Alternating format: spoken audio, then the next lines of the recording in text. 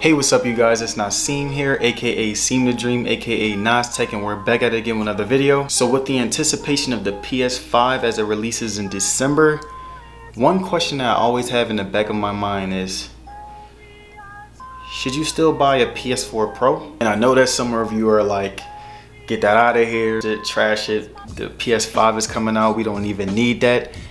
But I feel like I have some pretty solid reasons why maybe you can actually try to get a PS4 Pro again, maybe. Also, we will be revisiting the specs on this thing, giving you an overview. Basically, we're gonna do another review just to revisit and refresh your mind on the PS4 Pro. And also, if you like my review, be sure to like, share, and subscribe. Support the channel as much as you can. The love and support is appreciated. But as I said, I'm not gonna waste you guys' time. Let's get into this. Let's go. Also, as far as the things that I like about it, I love the fact that there are so many classic games on this thing. The classic games on this thing are what keeps me going. I never run out of games. I always have something to do on this thing. So that is one thing I love about the PS4. And as far as the things that I like about it, there aren't really that many. I mean, it runs pretty smooth. The main part of this video for me is the dislikes that I have against it. So the first thing that I do not like about the PS4 Pro is the fact that it is very loud. This thing sounds like a jet engine. With the PS5, they should tone it down a little bit, because I know that it runs a lot, but that's honestly unacceptable. Like, I can be running a simple game as far as like Madden or 2K, and it just starts going crazy. It's like mad loud, it's mad distracting. When I'm in a party, I can hear it. Something else that I do not like about it is that there is no 4K Blu-ray player.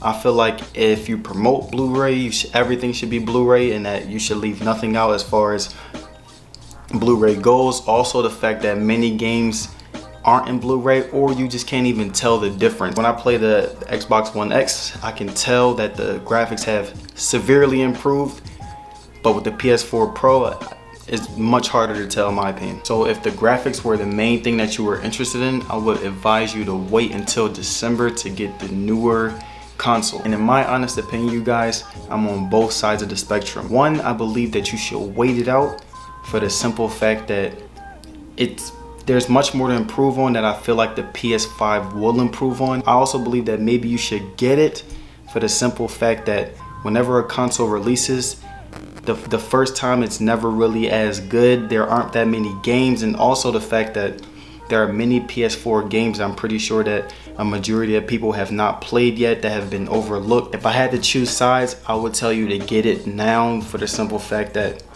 there's a whole catalog of great PS4 games, of classic PS4 games, and with the PS5, it's going to take a while for those games for the really good games to release.